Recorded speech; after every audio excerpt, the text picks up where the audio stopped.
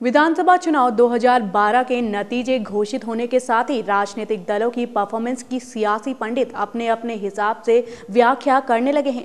भाजपा की बात करें तो ये साफ है कि उसकी अपनी ही नीतियां उसे इस हालात तक ले आई हैं। जातीय और गुटीय आधार पर टिकटों का बंटवारा पार्टी के लिए नुकसानदेह साबित हुआ। जनादेश 2012 खुल गया किस्मत का पिटारा, हो गया हार जीत का फैसला। किसी को मिला ताज तो किसी को मिला वनवास, उत्तराखंड की आवाम का फैसला। जनादेश 2012।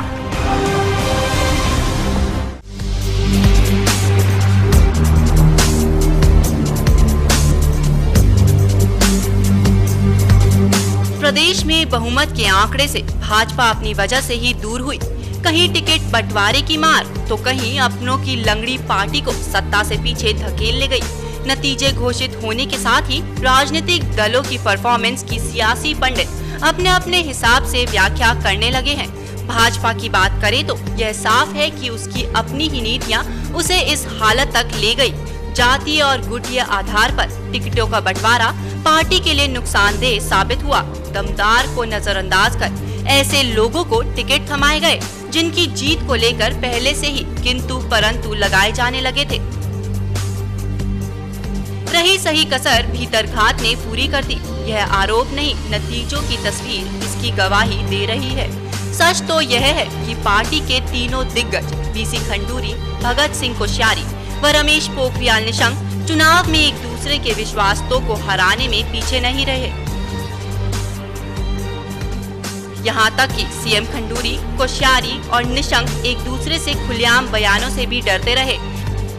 कोटद्वार सीट का परिणाम इसका सीधा उदाहरण है। दरअसल कोटद्वार सीट भाजपा अपनी निकटतम प्रतिस्पर्धी कांग्रेस से नहीं हारी, बल्कि अपनों की वजह से हारी है। यह बात साफ है कि जिस चेहरे के सहारे पार्टी प्रदेश में चुनाव लड़ती है और सत्ता के करीब पहुंच भी जाती है, वही चेहरा हार जाता है।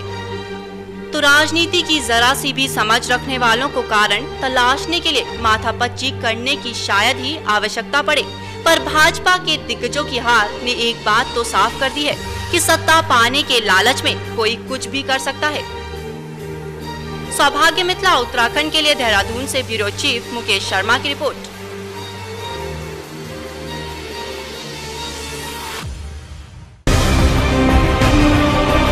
जनादेश 2012 खुल गया किस्मत का पिटारा, हो गया हार जीत का फैसला।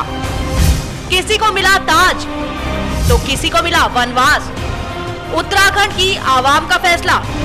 जनादेश 2012।